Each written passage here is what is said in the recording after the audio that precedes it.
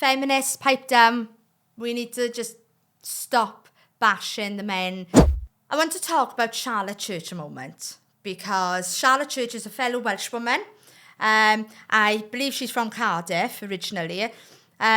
She was on a show recently. It's like a comedy quiz show, I believe. And the presenter asked her what she believes about the political landscape in Britain right now. And her response was that if more women were involved in politics or run the country, then the country wouldn't be in the state it is in today. She also then proceeded to say that men have egos and a bit of male bashing. And this was really concerning, that a woman can look at the political state that we're in and think that women are the solution to the problem. We are in this position because of women. Now, I know all the feminists are going to be like squealing inside, but what has happened is that men have become pansies because women have dulled down their manliness. And this is a very much an issue in the political landscape. Then now we've got women with balls of steel that are coming forward, that are trumping the men, making the men look even weaker, right? This is a real issue right now. And Charlotte Church thinks that women will fix the issue. That's not how it works. For all of time, men have been the ones to fight the wars. Men have been the ones to save the women and children. At no point do women do any better than men. She thinks that if women run the country, we'd live in this utopia where there would be no wars. There would be more. I'm not being funny. Have you put a bunch of women in a room together? The gossip and the slander is unreal. And you think that they could do better than men? At least men, when they sit in a room, they don't even talk. I mean, it's like they just sit there. But I think this is the problem. A lot of I know that Charlotte Church is a lefty, and she's probably going to vote for Green or Plaid.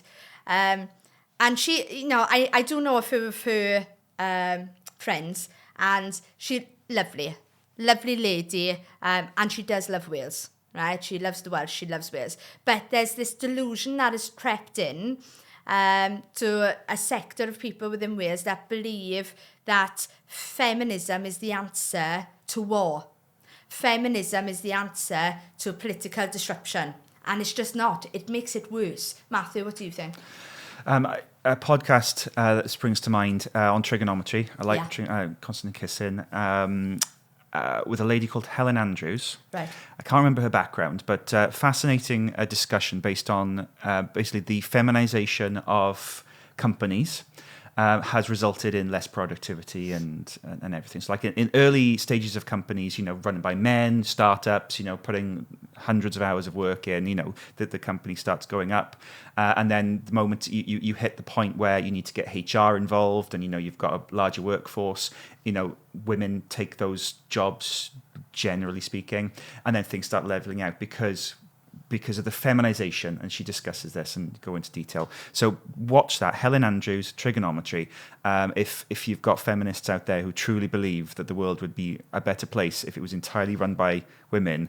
I love women. I'm married to one, but men and women are different. We have different aspirations in the workforce. We have different strengths and weaknesses, and I think a world led by women would be a disaster. Oh my gosh, you're telling me. I'm one, right? But we should not have a political system that's run solely by women. We need men and women. So we need to make sure that we're not downgrading the strengths of a man just so that we can make women look a bit better. Have you seen these videos where people on the street, they go up and say, "What are men good for?"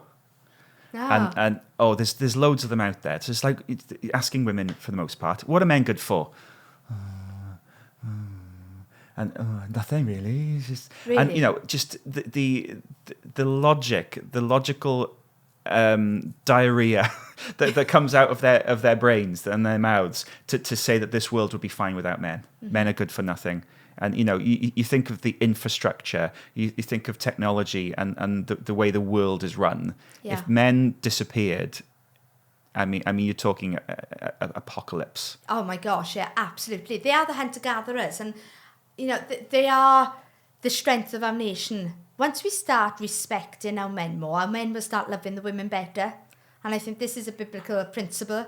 When we start disrespecting men, they start treating the women really badly.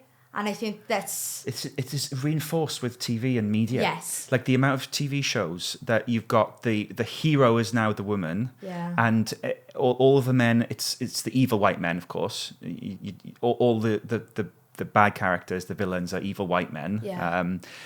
And even the heroes are always outperformed by the hero women, and it's a cultural thing that's coming through our media as well. It's just this narrative that the woman is the strong one, and the men can't do anything right. Right. Now, I'm a pretty strong character. I'm a pretty strong woman. Matthew was saying, my producer saying, I don't back down from a fight, which I should sometimes, because I have the ability to go from 0 to 100 for some reason. But I have a husband who protects, who loves, who cherishes, who provides. I don't want to be a feminist. I don't want to be this strong boss woman. No. I'm happy as a wife. I'm happy to be a wife, a mother, a friend, a pastor, a carer, all those things. And I'm bloody good at them too. So, feminists, pipe down. We need to just stop bashing the men. They're not these egotistical beings. I mean, there are some of them, which they do seem to be mostly in Parliament, but there are them about women are not the solution to the egotistical males. The solution is oust them and get better males in replacement. More godly ones with morals and values. That would be a good start. So don't look to left, don't look to right, don't look to Charlotte Church. Look up, Britain.